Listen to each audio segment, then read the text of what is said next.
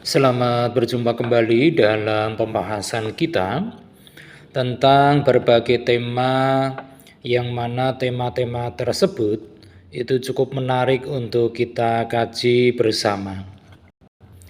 Dan pada kesempatan kali ini kita akan membahas suatu tema yaitu tentang konsep negara, di mana negara itu merupakan sebuah daerah teritorial yang rakyat di dalamnya diperintah oleh sejumlah pejabat yang berhasil menuntut dari warga negara di dalam suatu wilayah yang berkaitan dengan ketaatan pada peraturan mengenai perundangan melalui mekanisme kontrol monopolistis terhadap kekuasaan yang sah. Negara itu sendiri memiliki beberapa fungsi di dalamnya, di mana fungsi yang pertama dari suatu negara adalah melaksanakan penertiban, di mana hal ini dikarenakan di dalam suatu negara agar tujuan bersama yang ingin diraih itu tercapai, maka harus ada penertiban yang merupakan suatu bentuk pencegahan agar bentrokan antar masyarakat tidak akan terjadi. Dalam hal ini, negara bertindak sebagai stabilisator yang menjaga keseimbangan segala lingkungan yang ada di dalamnya. Ini adalah fungsi negara yang pertama, melaksanakan penertiban. Kemudian fungsi yang kedua dari sebuah negara adalah mengusahakan kesejahteraan serta kemakmuran rakyat, yang mana dalam hal ini negara dituntut untuk selalu berusaha untuk memperjuangkan kehidupan masyarakat di dalamnya dan mengeluarkan berbagai upaya agar masyarakat yang ada dapatlah hidup dengan makmur secara adil sekaligus merata. Ini fungsi kedua. Lantas fungsi yang ketiga dari sebuah negara adalah fungsi pertahanan, yang mana pertahanan negara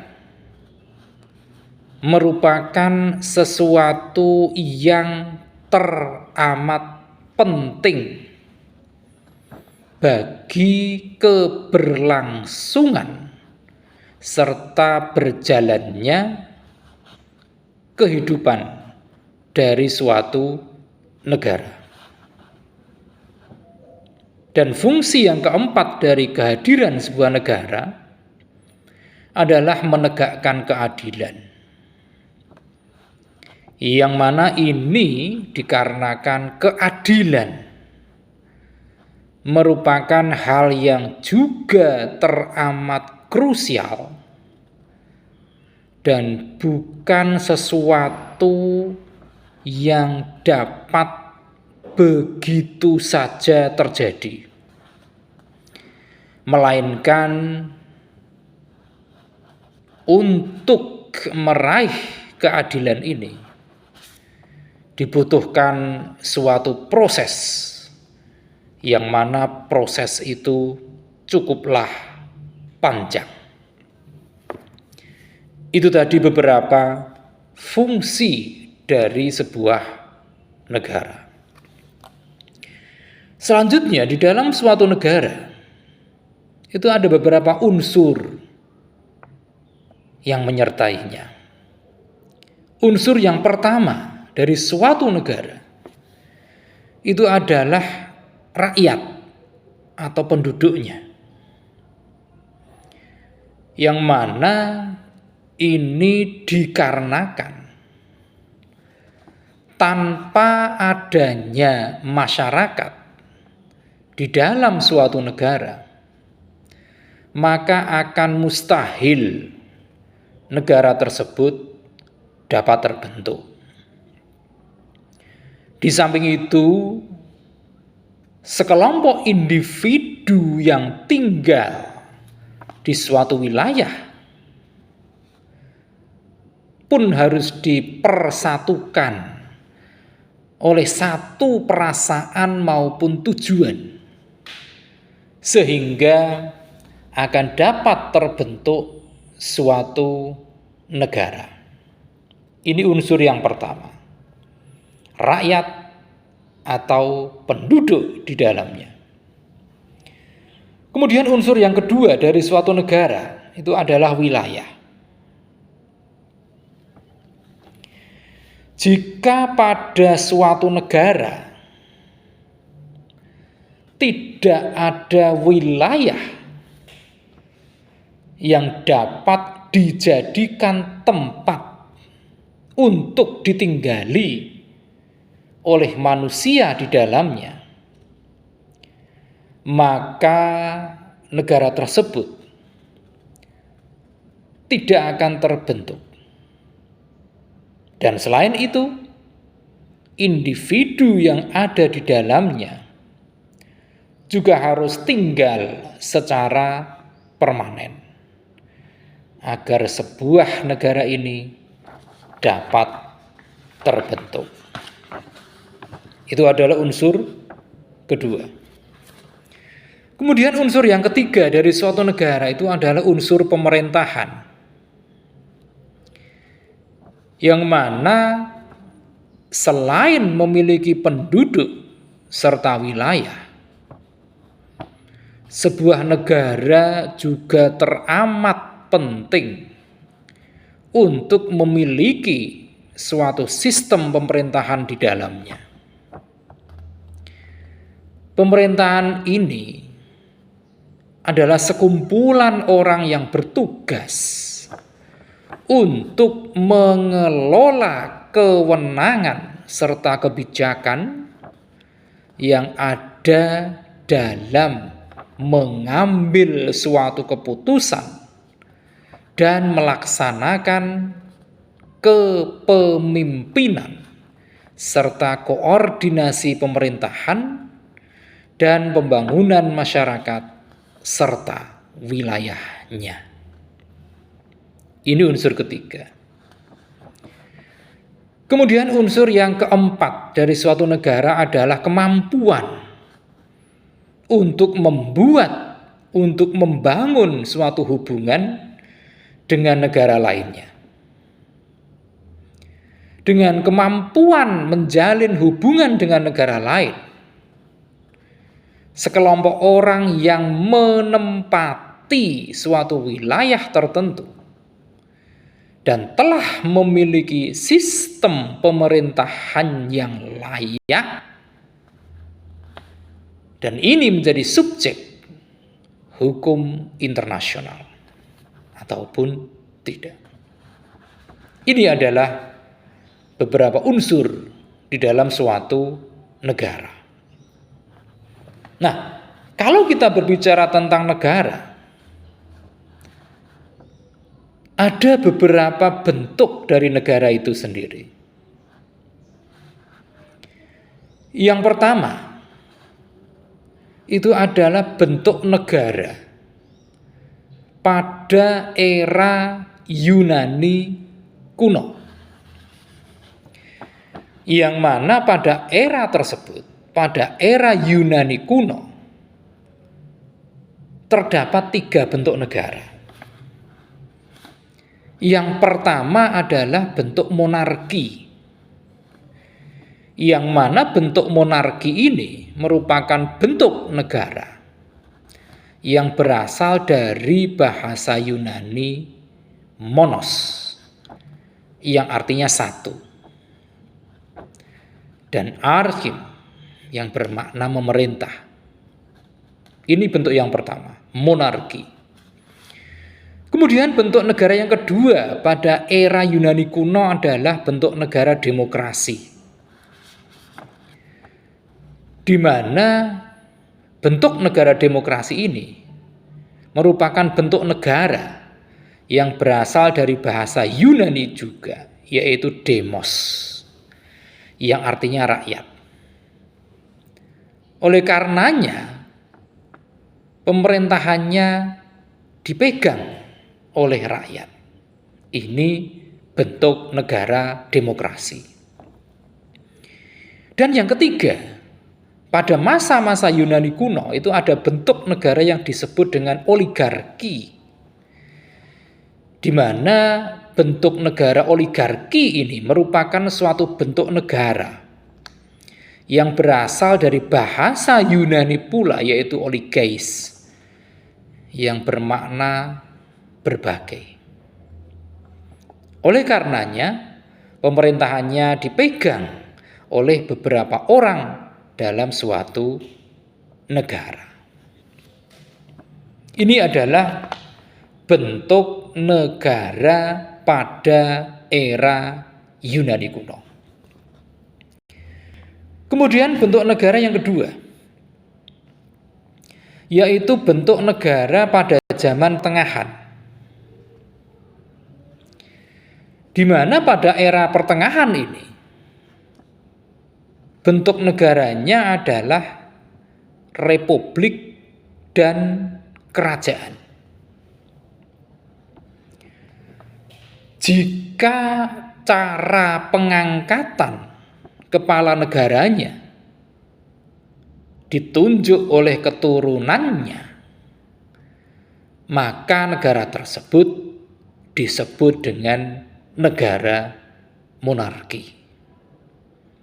Tetapi apabila kepala negaranya terpilih, maka negara tersebut disebut dengan negara republik. Ini adalah bentuk negara yang kedua. Kemudian yang ketiga, yaitu bentuk negara pada zaman modern. Bentuk negara di zaman modern ini ada 2 jenis pula, yaitu yang pertama negara kesatuan, di mana negara kesatuan ini merupakan suatu bentuk negara yang berdaulat dan merdeka dengan satu pemerintahan yang berpusat pada kekuasaan dengan mengatur seluruh daerah. Di dalam suatu negara kesatuan ini juga terdapat 2 jenis dari negara kesatuan.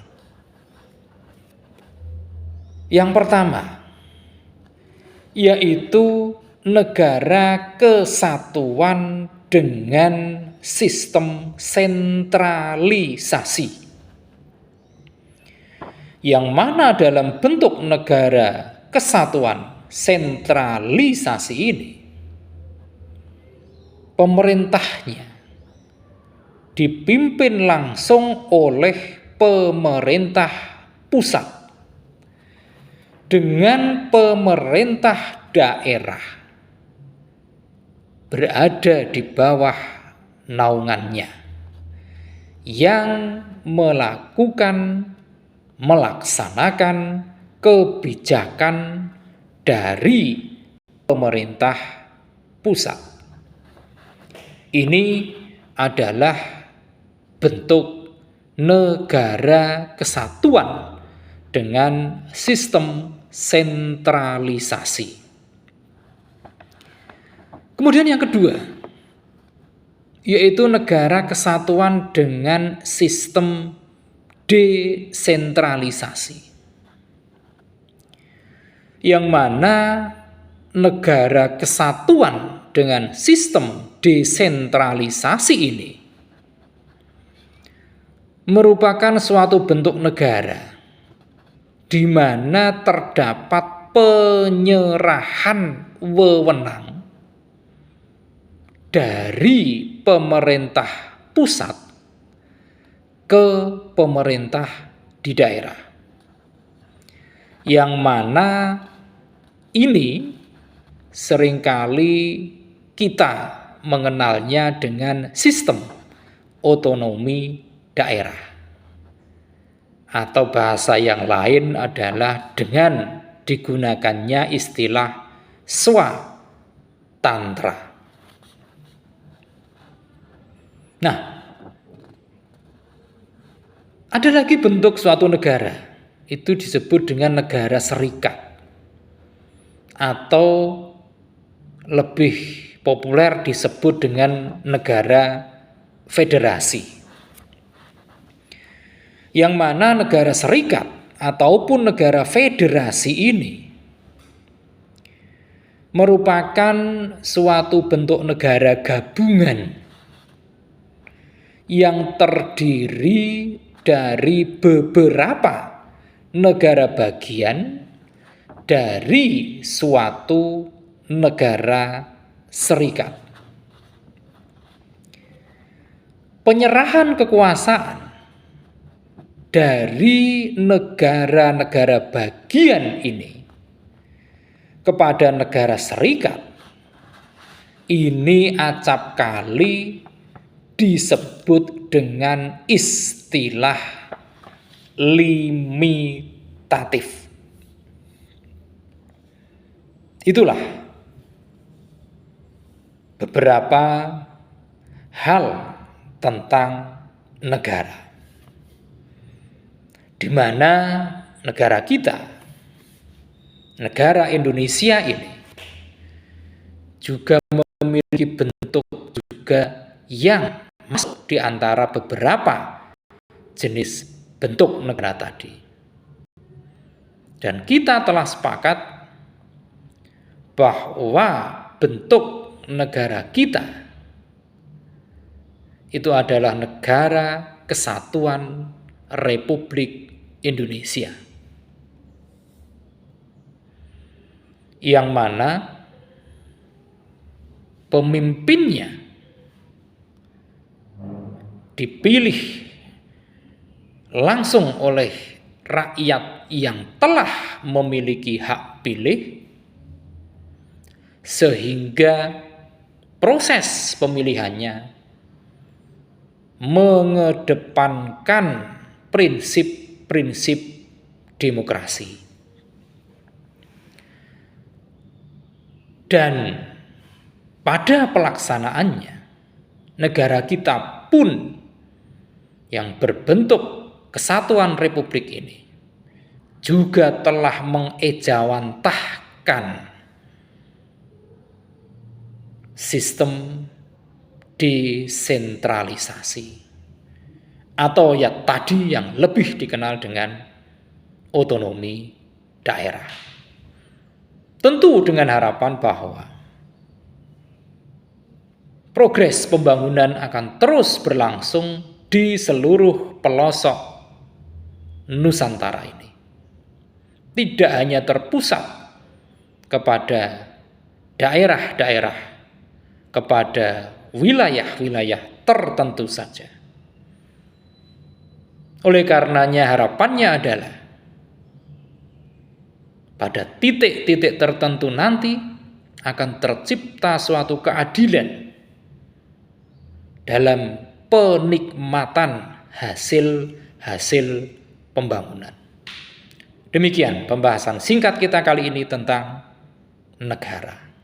Terima kasih atas perhatian Anda semua, dan kita akan melanjutkannya dengan membahas berbagai tema yang lebih menarik lagi pada sesi-sesi berikutnya. Jangan lupa setelah menyaksikan tayangan ini, silakan klik di layar Anda untuk like, komen, share, dan tentu saja jangan lupa subscribe.